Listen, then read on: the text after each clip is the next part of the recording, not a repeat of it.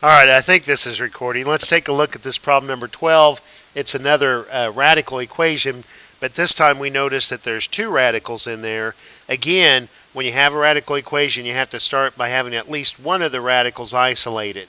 And when you have two radicals in there, when we get rid of radicals by squaring the equation, if we have two radicals, we're going to have to end up eventually squaring this equation twice to get rid of both radicals. So So if I square the left-hand side, I have to square the right-hand side. On the left-hand side, when I square a radical, the radical goes away and I have x plus 4. On the right-hand side, I have a binomial times itself. So 25 minus 10 radical x plus x. So on the left-hand side, I've gone from two radicals to just a single radical. I need to get that radical by itself. When I subtract x from both sides, those terms cancel, which is kind of nice. And when I subtract 25 from each side, I get negative 21 is equal to negative 10 radical x. Now, it's not, when I say isolate a radical, this is fine because I just isolate the term that contains the radical. If 20 were divisible by 10, I would divide both sides by 10, but here I'm not going to yet because I just don't want to work with a fraction if at all possible, to be honest with you. So to get rid of this radical, I'm going to square both sides of the equation. And a negative times a negative is positive. Negative 21 times a negative 21 is positive 441. And negative 10 times a negative 10 is positive 100 times x.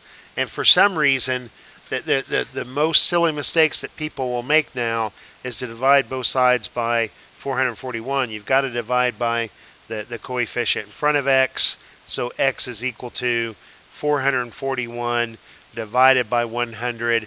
I'm going to leave that as an improper fraction. Now, I'm not ready to claim that that's my solution yet because I haven't checked it in the original equation. Who knows, it could be extraneous. And I'm just going to use my calculator to check this. So, on the left-hand side, I have the square root of my answer, which is this crazy fraction, 441 divided by 100, and then plus 4. Alright, so let's see what decimal number, and let's go ahead and carry that to the extreme, all the way to as many decimals as the calculator will allow, which is about 9 or 10. Oh, okay, so it's just it's just 2.9. All right, now let's check the right-hand side. Is 5 minus the square root of 441 divided by 10 equal to, oh, wait a second. Whoa. Oh, divided by, not 10. Divided by 100, right?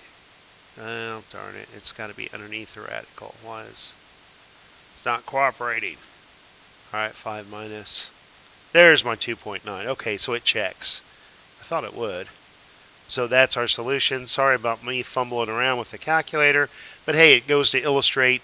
Slow down. Be cautious. Make sure you know what you're punching in your calculator and just don't believe that anything that it tells you until you verify what you've keyed in.